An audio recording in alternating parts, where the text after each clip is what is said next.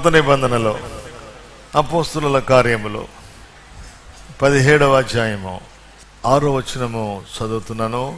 యాసోనును కొందరు సహోదరులను ఆ పట్టణపు అధికారుల యొద్దకు ఇడ్చుకొని పోయి, భూలోకమును తలకిందులు చేసిన వీరు ఇక్కడ కూడా వచ్చి ఉన్నారు. యాసోను వీరిని చేర్చుకొని ఉన్నాడు. చాలా భూలోకమును తల్లకిందులు చేసిన వీరు ఇక్కడికి కూడా వచ్చి ఉన్నారు.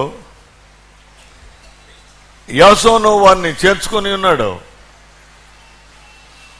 కొత్త నిబంధనలో దేవుని బిడ్డలైన వారికి కొన్ని పేర్లు పెట్టబడ్డాయి. మొట్టమొదటిగా యేసు ప్రభు 12 ఏర్పాటు చేసుకుని వారికి అపోస్తలులు అని పేరు పెట్టెను. అపోస్తలులు అపోస్తలులు అపోస్తలు అనే మాటకు అర్థము పంపబడిన వాడు అని. పంపబడ్డారు. వారికి మరొక పేరు శిష్యులు. 12 శిష్యులు.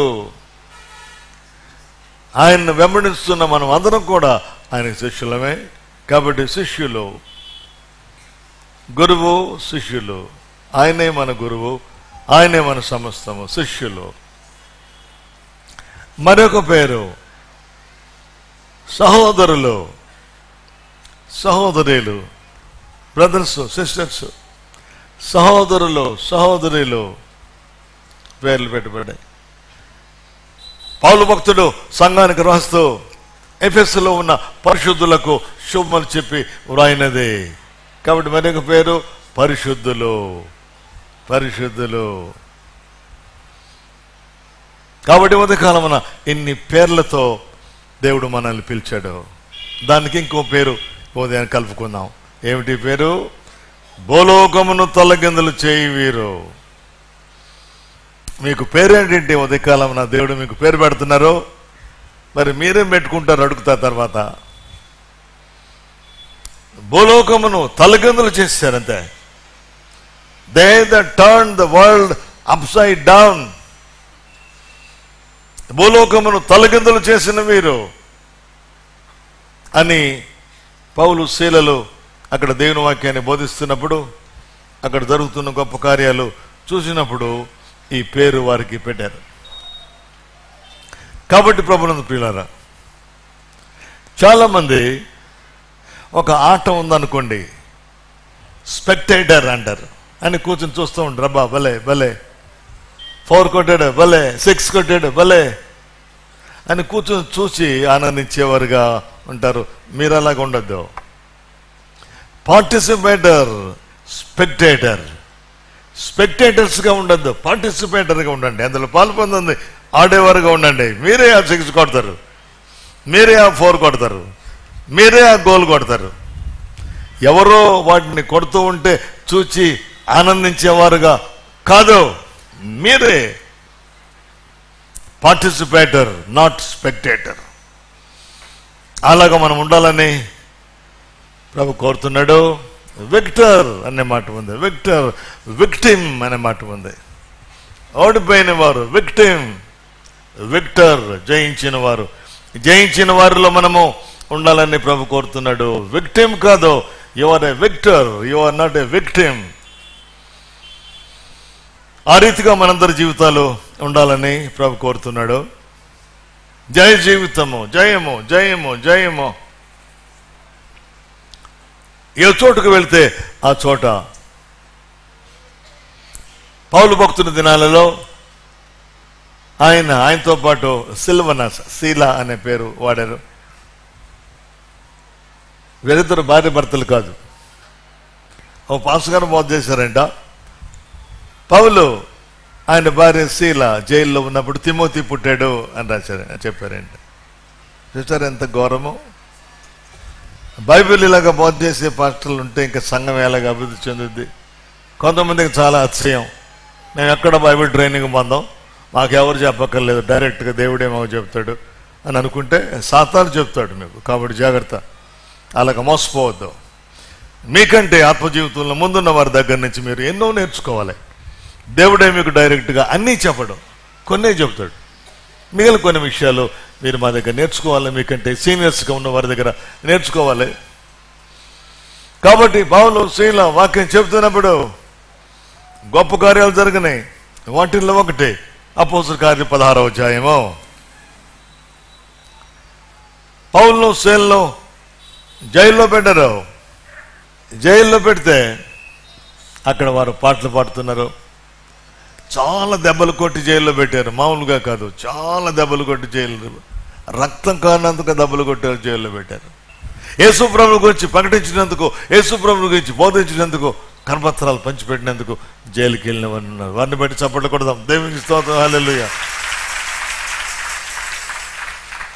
కాబట్టి పోరాటము, పోరాటము, ఆ ప్రార్థన పోరాటం ఈ ప్రార్థన మందిరంలో ఉంది. కాబట్టి మీరు ప్రార్థన చేయించుకుంటూ నేర్చుకోవాలి. మీరు ప్రార్థన చేయాలి, ప్రార్థన చేయించుకుంటూ నేర్చుకోవాలి. పౌలు శీల పాటలు పాడుతున్నారు జైల్లో, దెబ్బలు తగిలి రక్తం కారుతూ ఉంటే పాటలు పాడుతూ ఉంటే ఆ పాటలు విని అవతల గదుల్లో ఉన్న ఖైదీలు ఆ పాటలు విని ఆ పాటలకు చప్పట్లు కొడుతున్నారంట. మీరు చప్పట్లు కొట్టండి.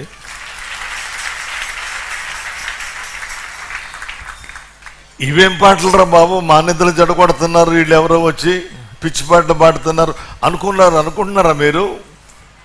పౌలు శీల ఆత్మతో నింపబడి పాటలు పాడుతున్నప్పుడు ఆ చెరసాల అంతా కూడా దేవుని సన్నిధికి దిగి వచ్చింది. ఆ చెరసాల్లో ఉన్న ఖైదీలు వారు చప్పట్లు కొడుతున్నారు, వారు కూడా అనుసరిస్తున్నారు, వారు కూడా వెంబడించినారు. ఏం జరిగింది? భూకంపమే వచ్చింది. చప్పట్లు కొట్టే భూకంపము. లైట్లు ఆరిపోయినాయి, తలుపులు తెరుచుకున్నాయి, సంఖ్యలు ఊడిపోయినాయి. మనుషులు ఎవరు చనిపోలా. సాధారణంగా భూకంపాలు వస్తే మనుషులు చనిపోతారు చాలామంది. అయితే ఈ భూకంపము ఆత్మ సంబంధమైన భూకంపము, మనుషులు చనిపోలేదు కానీ మనుషులు బ్రతికారు. చప్పట్లు కొట్టండి. ఆత్మలో చచ్చిన వారు బ్రతికారు. చెరసాల నాయకుడే బతికేశాడు. అంటున్నాడు వీళ్ళతో, అయ్యలారా, రక్షణ పొందుటకు నేను ఏం చేయాలి? ఈ చెరసాల నాయకుడు కత్తి తీసి పొడుచుకోబోతున్నాడు, చంపేసుకోబోతున్నాడు. ఎందుకంటే తలుపులన్నీ తెరుచుకున్నాయి, సంఖ్యలన్నీ ఊడిపోయినాయి. ఇంకా దొంగలు ఉంటారా? కాపలా ఉండగానే గోడ దూకేసి పారిపోతున్నారు. రాత్రి సమయంలో సంఖ్యలు ఊడిపోతే తలుపులు తెరుచుకుంటే ఈ దొంగలు ఉండుంటారా? పారిపోయి ఉంటారు అనుకొని, తెల్లవారితో తను చంపేస్తారు అనుకొని తను పరుచుకోబోతున్నాడు. పౌలు చూశాడు. మరి ఎక్కడి నుంచి చూశారో? ఆత్మలను చూశారు, కేక వేశారు, పరుచుకోవద్దు, చంపుకోవద్దు, మేమందరం ఇక్కడే ఉన్నాము, ఖైదీలందరూ అక్కడే ఉన్నారు, ఎవరి పారిపోలేదు. స్తోత్రం, హల్లెలూయా. అందరూ అద్భుతం. తల్లకిందులైపోయింది జైలు, తల్లకిందులైపోయింది.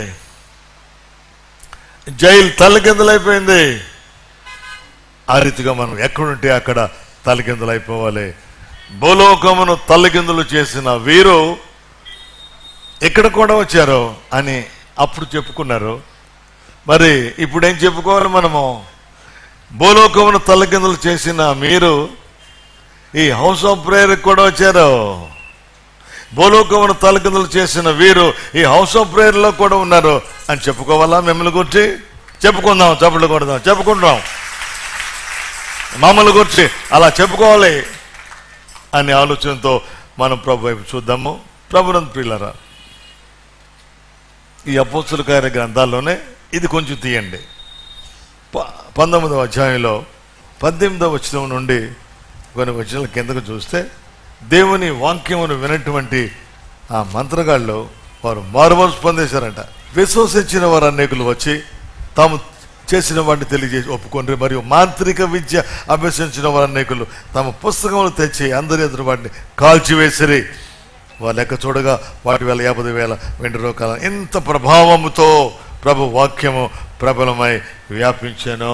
మాంత్రికులు మారిపోయారు, యేసు ప్రభువే నిజమైన దేవుడు అని వారు ఒప్పుకొని ఆ మంత్ర పుస్తకాలన్నీ పట్టుకొచ్చి రోడ్డు మీద పెట్టి చలమంటే చేశారు. ఇదే రోడ్డు మీద పుస్తకాలు కాల్చివేశారు. ఈ మంత్ర పుస్తకాల వల్ల మేమెంతో పాడైపోయాము, ఈ మంత్రాలు ఈ తంత్రాలు మాకు వద్దు, యేసు ప్రభు మాకు దొరికాడు చాలు అని యేసు ప్రభువును అంగీకరించి వాళ్ళ దగ్గర ఉన్న మంత్ర పుస్తకాలు పట్టుకొచ్చి రోడ్డు మీద చలిమంటేశారంట. వాటి వేల 50,000 వెండి రూపాయలు అని ఇక్కడ రాయబడింది. కాబట్టి ప్రభుత్వ పిల్లలు వినండి, తలకిందులైపోయారు మంత్రగాళ్ళు, తలకిందులైపోయారు.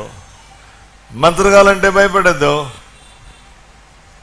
వారందరికంటే గొప్ప మంత్రము మన హృదయంలో ఉంది. ఆ మంత్రమే యేసు ప్రభువు. తప్పులు కొట్టి మంత్రాలకు మంత్రము యేసు ప్రభువు. అర్థం చేసుకోండి. ఒక గొప్ప దైవజనుడు ఉన్నారు, ఆఫ్రికా ఖండంలో గొప్ప సేవ చేశారు. ఇంకా ఆయన స్టేజ్ మీదకి రాగానే హల్లెలూయా అంటారు. అంతే, ఇంకా ఆ స్టేజ్ అంతా, ఆ గ్రౌండ్ అంతా అదిరిపోతుంటుంది. ఒకసారి ఒక భూత వైద్యుడిని, మంత్రగాడిని తీసుకొచ్చారంట. వ్యతిరేకులు తీసుకొచ్చి, అబ్బాయి నువ్వు కూర్చో, ఇక్కడ కింద కూర్చుని మంత్రాలు చేస్తూ ఉండు, ఆయన వస్తాడు, వాక్యం చెబుతూ ఉంటాడు, నువ్వు మంత్రాలు చేస్తూ ఉండు, దెబ్బన పడిపోవాలి ఆయన అని ఆయనకి బాగా సారా పోసి డబ్బులు ఇచ్చి మంత్రగాడిని తీసుకొచ్చి కూర్చోబెట్టారు. ఆయన రాగానే గట్టిగా హల్లెలూయా, ఆయన ఒక్కసారి హల్లెలూయా అనేసరికి ఆ వేదిక అంతా కదిలిపోయిందంట, గ్రౌండ్ అంతా కదిలిపోయిందంట. ఈ మంత్రగాడు దబ్బున స్ట్రోక్ వచ్చి కింద పడిపోయాడండి. అంతే, మోసుకెళ్ళిపోయారండి. తప్పులు కొట్టండి.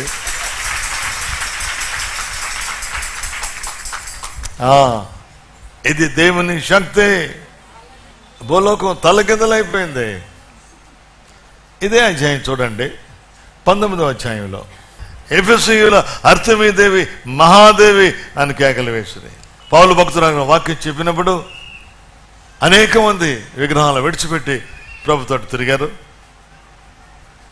అందువల్ల ఆ విగ్రహాలు చేస్తున్నటువంటి ఆయన వ్యాపారం అంతా కూడా ఫెయిల్ అయిపోయిందంట. అంతే, ఎందుకంటే మనుషులకి విగ్రహాలు కొంటలా.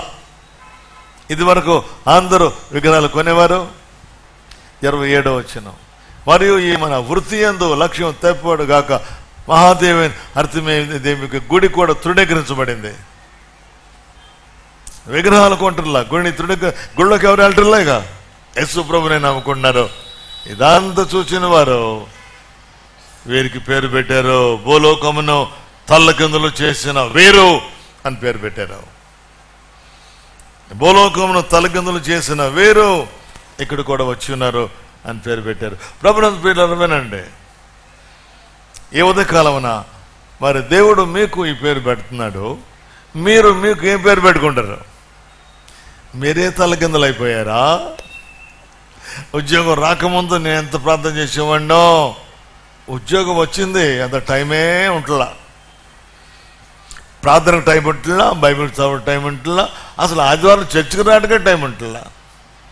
అయ్యయ్యో, ఉద్యోగం నిన్ను తలకిందులు చేసిందా?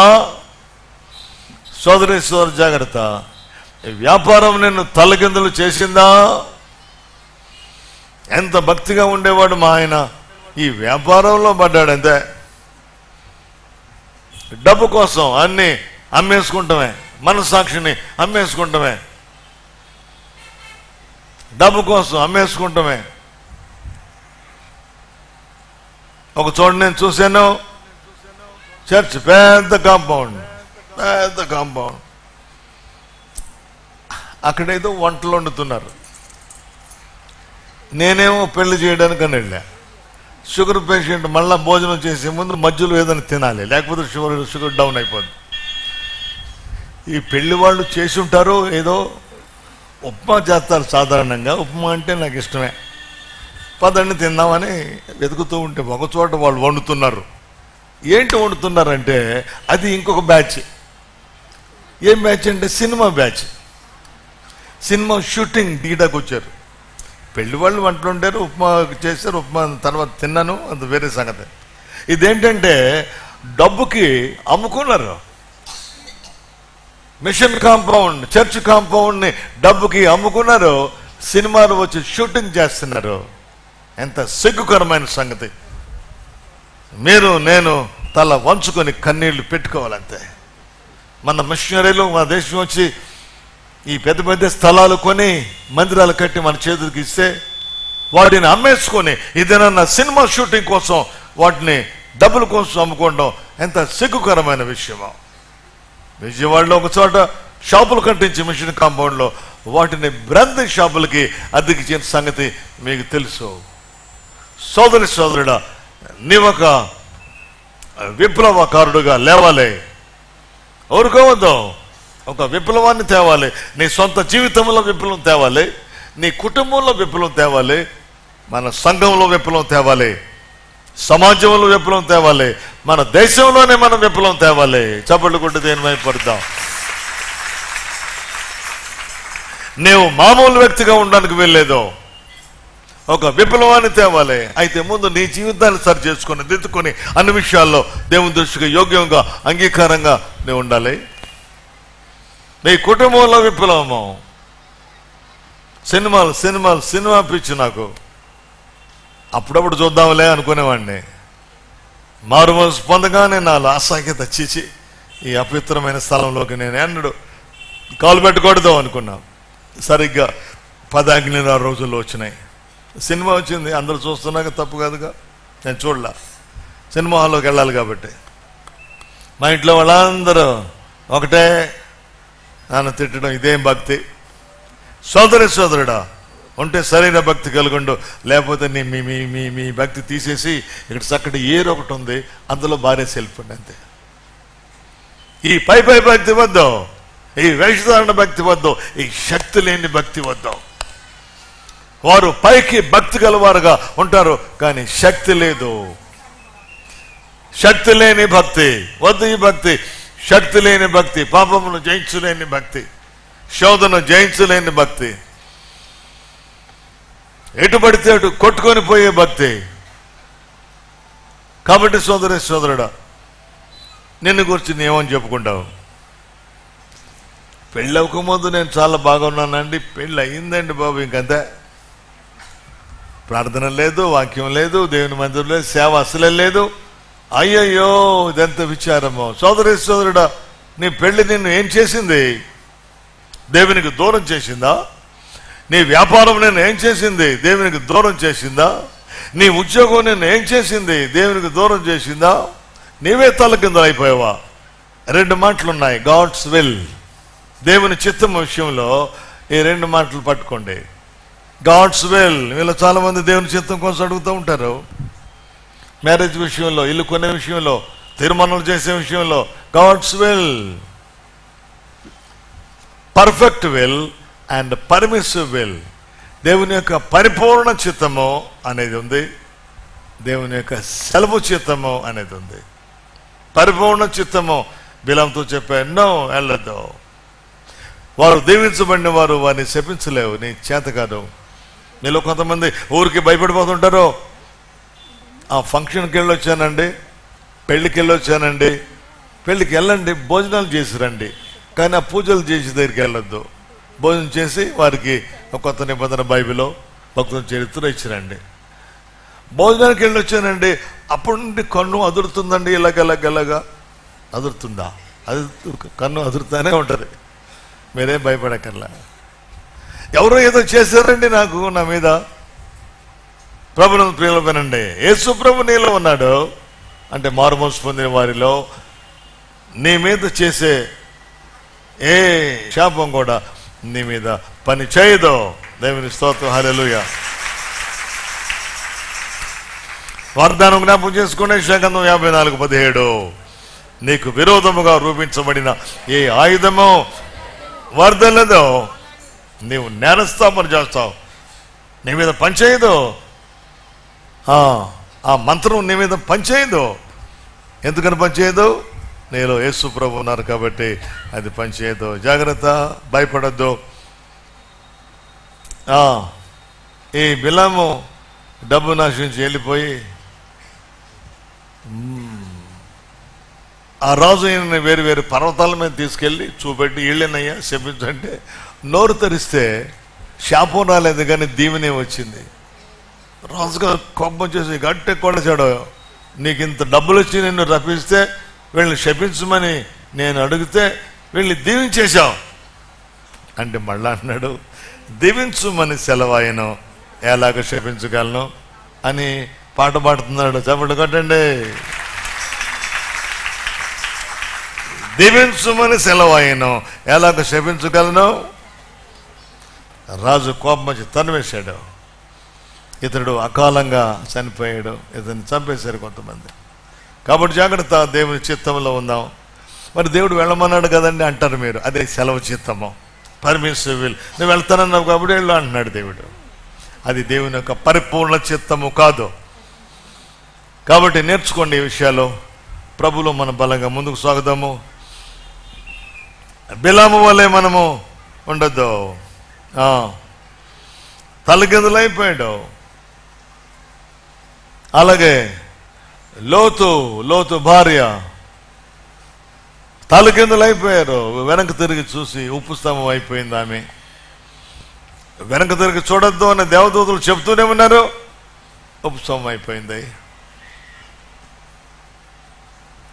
సంసోను దేవుని చేత ప్రత్యేకంగా ఎన్నుకొనబడిన వ్యక్తి. సంసోను శరీరాశలో స్త్రీలు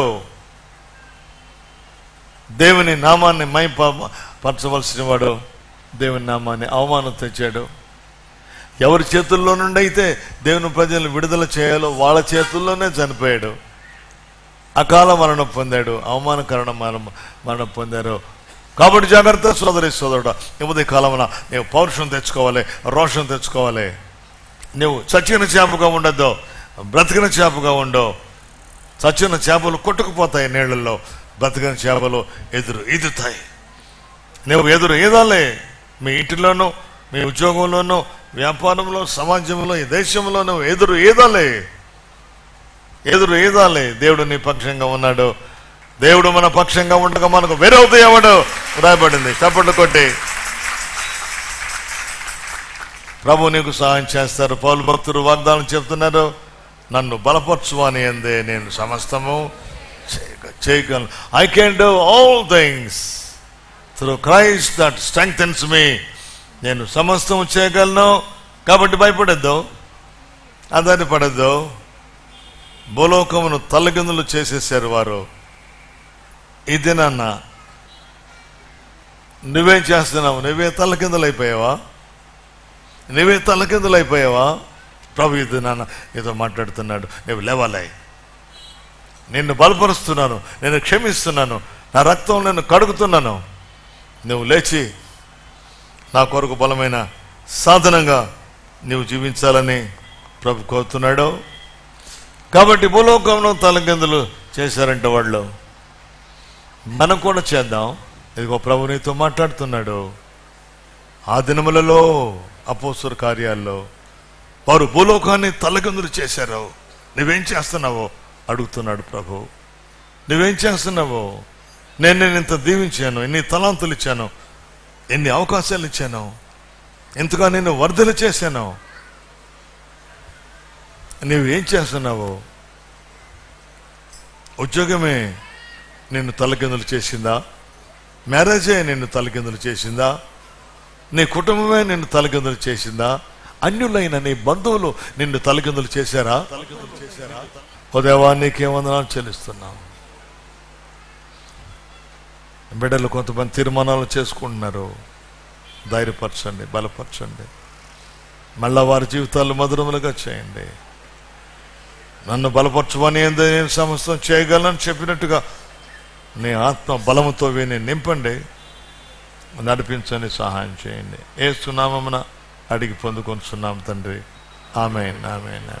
మా మాసపత్రిక ఉజ్జీవ జ్యోతి మరియు మా ఇతర ప్రచురణల కొరకు సంప్రదించవలసిన మా చిరునామా house of prayer 9-7-17 Mohammed Ali వీధి, గాంధీనగర్, కాకినాడ 533004.